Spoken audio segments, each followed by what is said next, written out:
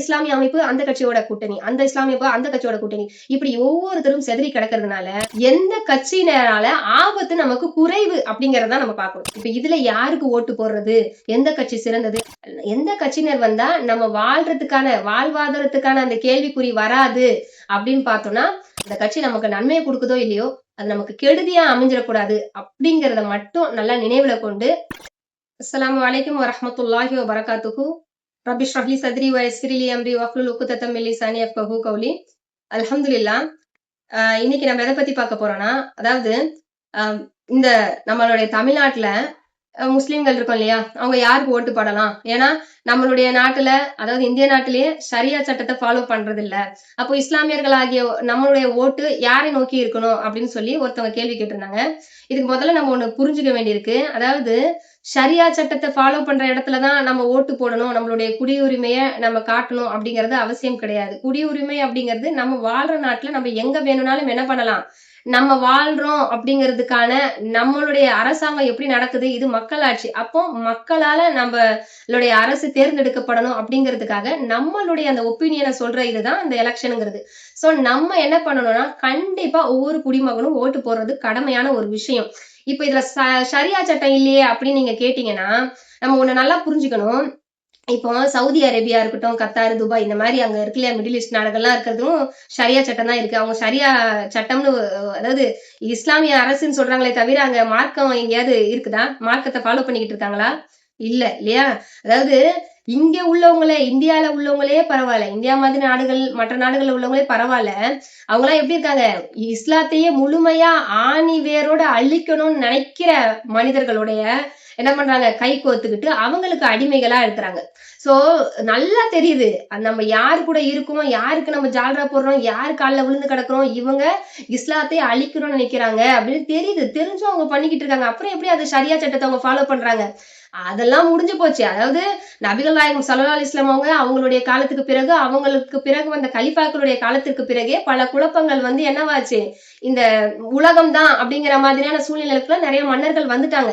அதனால இன்னைக்கு நம்ம நம்ம ஷரியா சட்டத்தை ஃபாலோ பண்ணலையே அப்படியெல்லாம் நம்ம நினைச்சுக்கிட்டு நம்ம என்ன கூடாதுன்னா, நம்மளுடைய ஓட்டை நம்ம வீணாக்க கூடாது. தயவு செய்து எல்லாரும் ஓட்டு போடணும். இந்த ஓட்டுங்கிறது இன்னைக்கு நமக்கு இருக்கிற நிலைமைக்கு ஒரு இன்றியமையாதது. ஏன்னா இன்னைக்கு நம்மளுடைய குடியுரிமையை நம்ம நிலைநாட்டலனா, நம்ம உண்மையாலுமே இந்த நாட்டுடைய குடிமகன் தானா அப்படின்னு கேள்வி கேட்கிற அளவுக்கு இஸ்லாமியர்களுடைய நிலை இன்னைக்கு இந்த நாட்டுல இருக்கு. அதனால தயவு செய்து ஓட்டை யாருமே மிஸ் பண்ணாம போடுங்க. இப்ப இதுல யாருக்கு ஓட்டு போடுறது, எந்த கட்சி சிறந்தது அப்படின்லாம் நம்ம சொல்லிக்கிட்டு இருக்க முடியாது. ஏன்னா இது அவங்களுடைய தனிப்பட்ட ஒரு கருத்தா இருக்கணும். இப்போ நம்ம இந்த கட்சி தான் அந்த கட்சி தான் சொல்ற அளவுக்கு எந்த கட்சிகளுமே இஸ்லாத்தை தூக்கி பிடிச்சுக்கிட்டும் இல்ல, சரிங்களா? எல்லா கட்சியினர் ஆளும் போதுமே இஸ்லாமியர்கள் வஞ்சிக்கப்பட்டிருக்காங்க. இப்ப இதுல நம்ம பார்க்க வேண்டிய ஒரு விஷயம் என்னன்னா, எந்த கட்சியினரால ஆபத்து நமக்கு குறைவு அப்படிங்கறத நம்ம பார்க்கணும், சரிங்களா? நம்ம இவங்கெல்லாம் அப்படியே இஸ்லாத்துல உள்ளவங்களுக்கு எல்லாம் பெரிய இது கொடுத்துருவாங்க அப்படியெல்லாம் நம்ம நினைக்க முடியாது. எந்த கட்சியினர் வந்தா நம்ம வாழ்வாதாரத்துக்கான அந்த கேள்விக்குறி வராது அப்படின்னு பார்த்தோம்னா, சில கட்சிகள் இருக்கலாம். அதை நம்ம தான் என்ன பண்ணணும்னா, ஆராய்ஞ்சு எந்தெந்த கட்சிகள் எப்படி எல்லாம் பண்றாங்க, அவங்களுடைய செயல்பாடுகள் எப்படி இருந்திருக்கு, முந்தைய காலத்துகளையும் இப்பவும் எப்படி இருந்திருக்கு அப்படின்லாம் நம்ம தான் அதை என்ன பண்ணணும், தீர்மானிக்கணும். அடுத்து பார்த்தோம்னா, இப்போ இஸ்லாமியர்களை பொறுத்த வரைக்கும் செதறி கிடக்குறாங்க இல்லையா? இப்போ தமிழ்நாட்டுல மட்டும் 6% இஸ்லாமியர்கள் இருக்கிறாங்க. இப்போ இவங்க எல்லாம் நினைச்சு ஒரு கூட்டமைப்பா இருந்தாங்கன்னா கிட்டத்தட்ட இவங்களுக்கு 15 சீட்டுகள் கிட்ட கிடைக்கலாம். ஆனா இவங்க செதறி ஒவ்வொரு கட்சியிலையும், இப்ப யாருகிட்ட போய் கேட்கறது, எந்த கட்சிக்கு ஓட்டு போடணும் அப்படிங்கிற மாதிரி இல்லாம, இந்த இஸ்லாமிய அமைப்பு அந்த கட்சியோட கூட்டணி, அந்த இஸ்லாமிய அமைப்பு அந்த கட்சியோட கூட்டணி, இப்படி ஒவ்வொருத்தரும் செதறி கிடக்கிறதுனால எப்படி ஆகுதுன்னா, நம்மளுடைய வலிமை குறைந்து போகுது உண்மையாலுமே. ஏன்னா இப்ப நம்ம முதல்ல எப்படி இந்த மிடில் ஈஸ்ட்ல உள்ள மன்னர்களை சொல்றோம் இல்லையா, கல்ஃப் கண்ட்ரீஸ்ல இஸ்லாமிய ஆட்சின்னு சொல்லிக்கிட்டு இஸ்லாத்தை ஃபாலோ பண்ணாம எதுக்கு அவங்க காலில் கெடுக்கிறாங்க, வகன் அப்படிங்கிற நோய் இல்லையா, மரணத்துடைய பயமும் இந்த உலக ஆசையும் அதிகரிக்க அதிகரிக்க எவ்வளவுதான் அதிகமா இருந்தாலும், இஸ்லாமியர்கள் அதிகமா இருந்தாலும் இந்த இஸ்லாத்தை எதிர்த்து நிக்கிறவங்களுக்கு நம்ம பயப்படக்கூடிய ஒரு பலவீனமான சூழ்நிலை ஏற்படுது இல்லையா? அதே மாதிரிதான் இன்னைக்கு இப்ப இந்த தமிழ்நாட்டுல எடுத்துக்கிட்டா கூட எப்படி இருக்குன்னா, அதிகமான மக்கள் இருந்தாலும், இஸ்லாமிய மக்கள் இருந்தாலும் நம்ம கொஞ்சம் இதெல்லாம் எடுத்து வைக்கணும். நம்ம இந்த மாதிரியான தவறுகள் செய்யாதீங்க.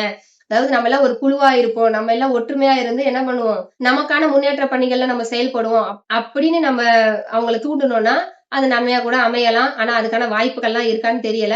அதனால நம்ம முடிஞ்ச அளவுக்கு எந்த கட்சி வந்தாலும் அந்த கட்சி நமக்கு நன்மையை கொடுக்குதோ இல்லையோ அது நமக்கு கெடுதியா அமைஞ்சிடக்கூடாது அப்படிங்கிறத மட்டும் நல்லா நினைவுல கொண்டு நம்ம என்ன பண்ணணும், நல்லா ஆலோசிச்சு நம்ம ஓட்டு போடக்கூடியவங்களா இருக்கணும். ஏன்னா இந்த ஓட்டுங்கிறது சாதாரண விஷயம் இல்ல. ஒரு நாட்டுடைய தலையெழுத்தையே மாற்றக்கூடிய ஒரு விஷயமா இருக்கு. இஸ்லாமியர்களுடைய நிலை இன்னைக்கு ரொம்ப படு மோசமா இருக்கு. அதனால நம்ம சாதாரணமா முதல்ல நம்ம ஓட்டு போடலனாலும் பரவாயில்ல அப்படின்னு சொல்லிட்டு நம்ம இருக்கோம் பாருங்க. அந்த மாதிரியான சூழ்நிலையில நம்ம இப்ப இல்ல. சரிங்களா? இல்லனா பங்களாதேஷோ பாகிஸ்தானோ நீங்க போங்கன்னு அனுப்பி விடுற அளவுக்கு தான் நம்ம இருக்கிறதுனால தயவு செய்து எல்லாரும் ஓட்டு போடணும். நம்முடைய ஓட்டை நம்ம வீணாக்க கூடாது. இன்ஷா அல்லாஹ் அல்லாஹ் தஆலா நம்ம அனைவருக்கும் நேர்வழி அளிப்பானாக. வாஹிரு தஅவானா அல்ஹம்துலில்லாஹி ரப்பில் ஆலமீன். அஸ்ஸலாமு அலைக்கும் வரஹ்மத்துல்லாஹி வபரகாத்துஹு.